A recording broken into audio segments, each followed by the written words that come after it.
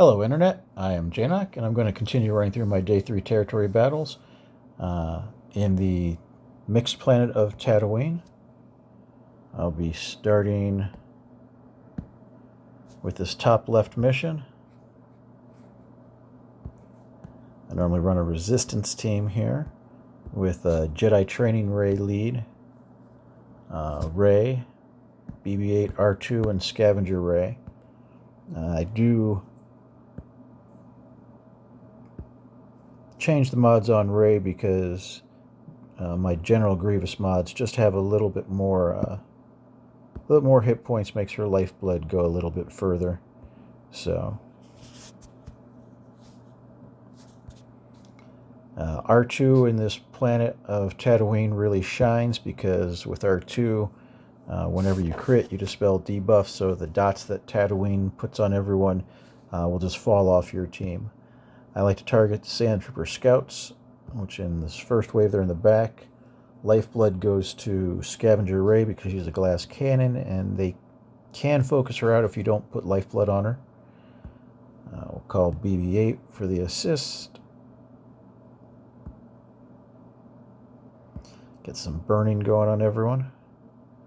Between the dots and burning, they don't stand a chance. We'll go after... we'll actually leave that other Sand Trooper Scout alone since he's stunned. We'll go after one of the normal Sand Troopers. And put that Lifeblood on Scavenger Rey again. You want to get as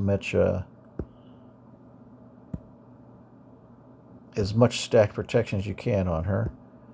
Let's see if we can. Okay, we got that stunned. I guess we'll go after the only person who's not stunned then.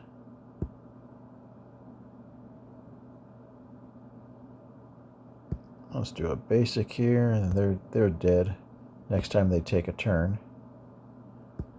So we'll go back to the Sand Trooper Scout. Okay, he's already dead once he takes another turn. He's dead once he takes a turn. We're just going to go ahead and get our cooldowns in a good place for next round by doing basics to finish out this round.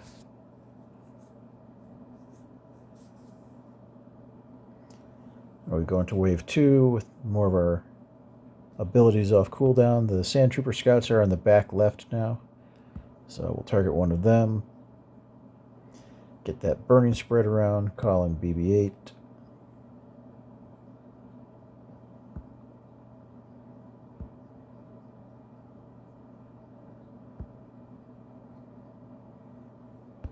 And target the other one and do the saber throw.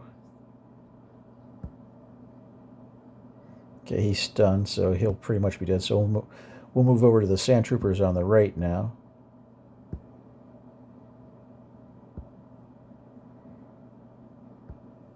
Throw more Lifeblood over on Scavenger Rey. I use his third ability since it's off cooldown. Give everyone some bonus protection. We'll move to the guy who's not stunned. Call him BB8. You always want to call him BB8 because if he attacks out of turn, then he calls in someone else. So you kind of get a 2-for-1 deal. Okay, so he's dead the next time he takes a turn, so we'll switch over to the Imperial Officer. Do the saber throw.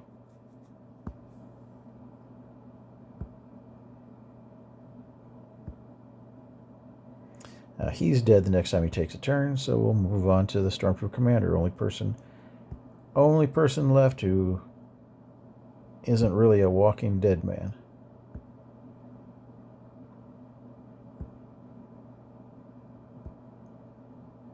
But they are now. So everyone's dead, so I'm just going to put it on full auto. And by dead, I mean they have enough dots on them so that the next time they take a turn, they're going to die like they did right there.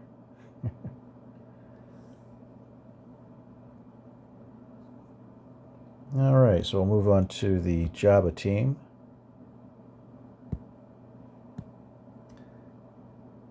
And the Jabba team that I normally use is let's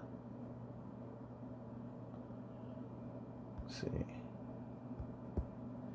Take Boba,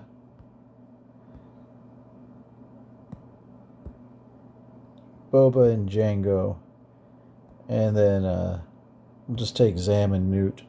Uh, you don't really need the good Hut Cartel. I mean, you can if you've got it, but this is a extremely easy mission.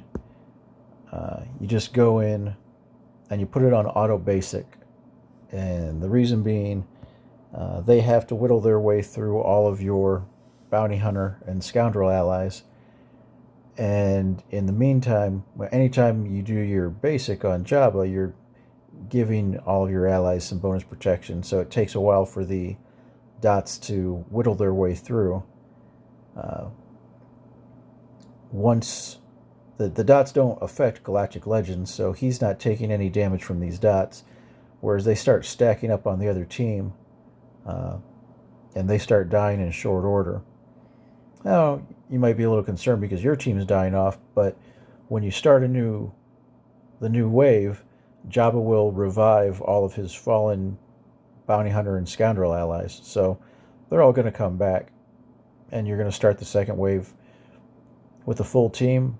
And again, they're going to have to whittle their way through that entire team.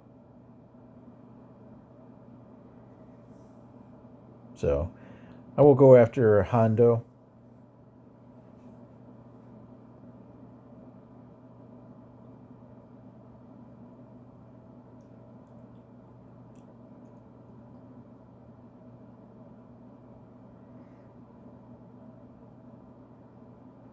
But for the most part, it doesn't really matter who you go after. It's just the fact that the dots are going to stack up on them, and again, they aren't going to hurt Jabba. So it's a full auto basic, and it's a really safe win, almost regardless of who you bring or how they're modded. It's not about how much damage the rest of your team is. They're just a little buffer so that they have to go through them before they can possibly go after Jabba, and the dots are going to kill them off long before anything else becomes an issue.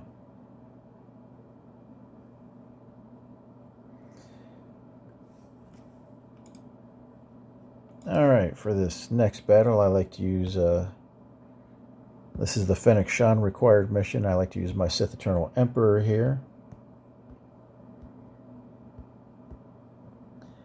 And then I grab some kind of junky Sith. Normally I grab Darth Sidious. And then I grab Sith Marauder and Sith Empire Trooper.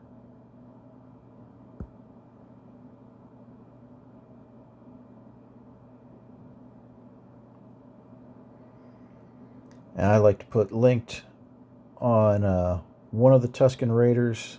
They take a lot of turns, and then Tusken Shaman. And you're going to have to target the Tusken Brute over here on the left because he's going to start taunting. So you don't really want to put linked on him because you want the people with linked, you want them to survive as long as possible. So we'll just go ahead and start beating on Brute over here.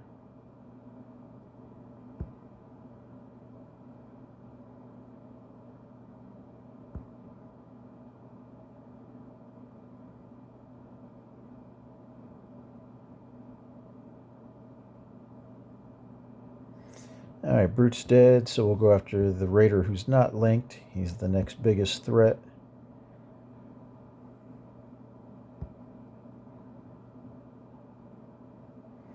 Alright, and we'll go after the Elder here then.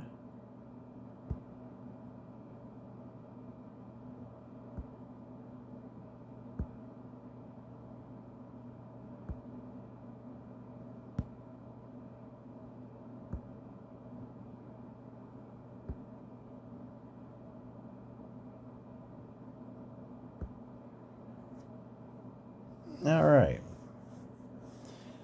Then we lost Sith Empire Trooper, but that's not really a big deal. So we'll just go ahead and we'll target Brute, but we're going to, okay, now that Sith Eternal Emperor is taking a turn, we'll go ahead and link the same two people. Link one of the Raiders, and we'll link the Shaman.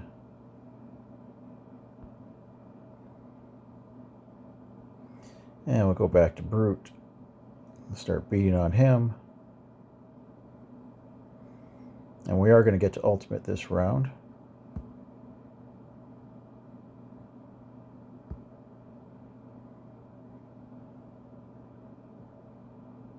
And there we are.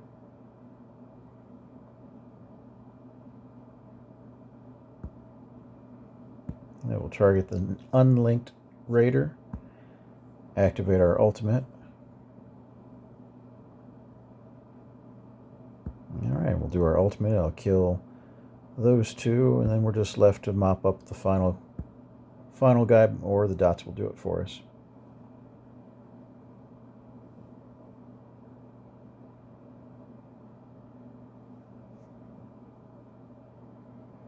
Alright, now we'll do the two special missions. We'll start with the Mandalore Unlock mission. I like to use IG12 as my third tune, and I normally throw my Darth Malak mods onto IG12, makes them a little faster, a little tankier.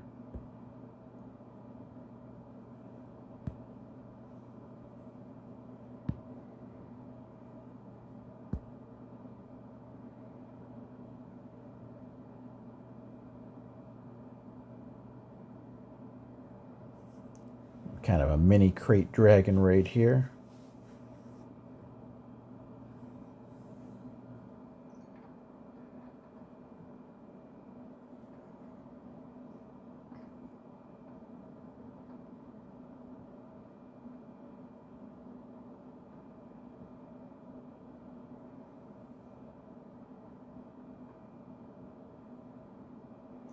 Alright, we'll start off with IG12's third ability. We'll call in Bo-Katan Mandalore.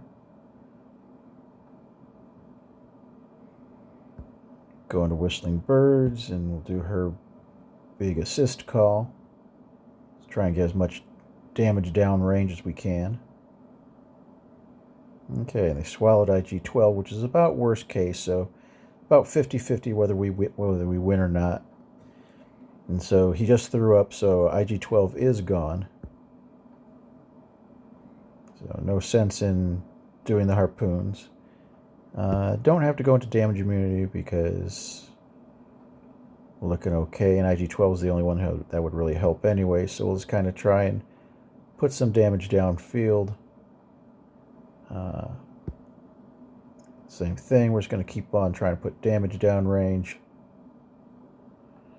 Okay, swallowed him, so now we can do the harpoons to bring him back. Oh, harpoons didn't bring him back. That is very odd. Well, we'll go ahead and put another armor shred on. We get one more turn. We should win. Alright. So even if you do get the bad RNG in the beginning, you can still win. If the Crate Dragon swallows anyone other than IG12, it's an easy win. But it's about maybe 50-50. Not really sure why the second one where he swallowed Beskar Mando, why I couldn't get him out. But so on to the Reva mission. I am not going to use Merrick because I use him on my Balin team in Dathomir. So I put my 7th sister into operations, which makes this kind of a dicey team since I'm running with no healer. But most of the time it works. Once in a while we get unlucky with who they stun in this first opening round. And that's about as good as you can hope for. Let's go ahead and do a basic here. We need to get those stacks of Purge up. And basic actually gets to 6, and that'll give us a bonus turn. And we can put Torture. And once you have Torture, you can treat this just like anything else. Start actually spamming your AE abilities. Until you have Torture, you can't really do that. You get too many thermal detonators. Let's see. We'll go ahead and do his third ability here. That's going to give everyone some bonus protection. And we'll do her third ability. Get some debuffs, and then we'll dispel all of our dots.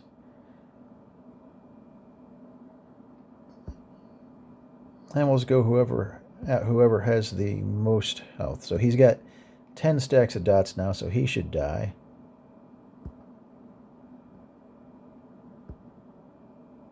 Alright. So it looks like everyone has enough dots to die. Yep. So if you make it to the second wave with everyone still alive, healer or not, you should win.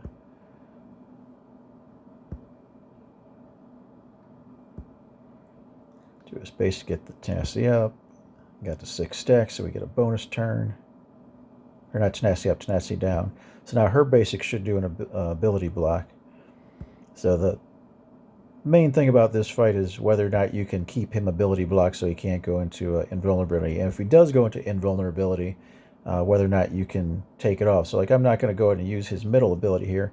I want to save it just in case Jedi Master Kenobi actually gets his damage immunity up. But so long as you keep tenacity down on him, and alright, so we have 7 dots. We want to use that middle ability to get rid of our dots.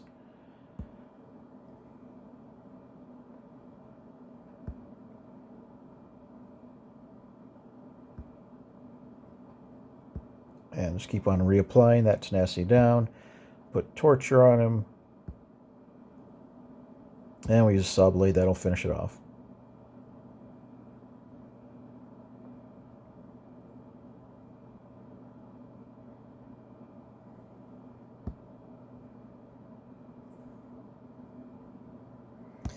Alright, all the ground missions are done, so we'll do the fleet mission.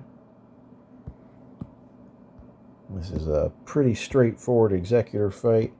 My Razor Crest is in operations, so it's going to be Houndstooth, Punishing 1, Xanadu Blood, IG-2000, and Slave 1. Ebon and Imperial TIE Bomber will round out the reinforcements, but those two practically never get called.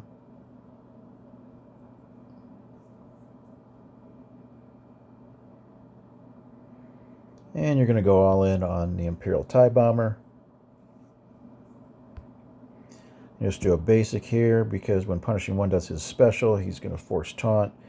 I do the mass assist, get more damage downfield, and apply some target locks. When you do the special here, you're going to call Xanadu Blood. That's going to force taunt onto Houndstooth there. Okay, so we killed off TIE Bomber. Now we'll start working on TIE Advanced.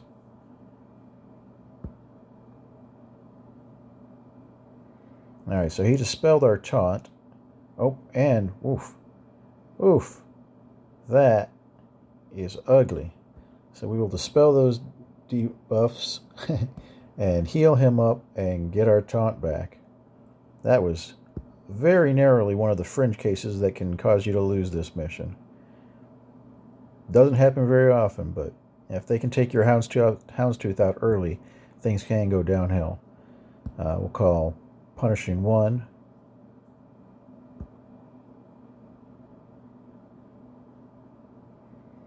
And just do a basic here.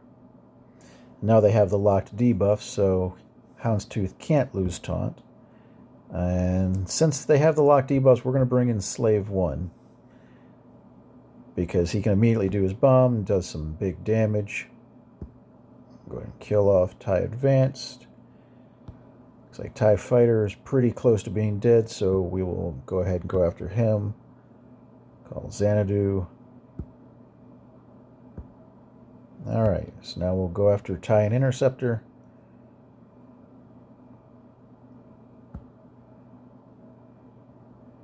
Looks like all we can do is a basic.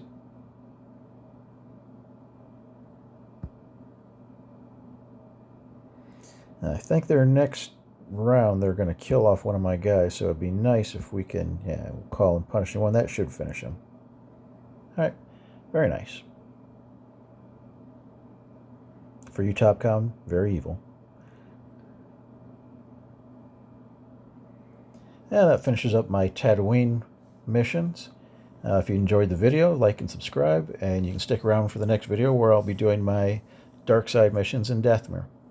Thank you for watching.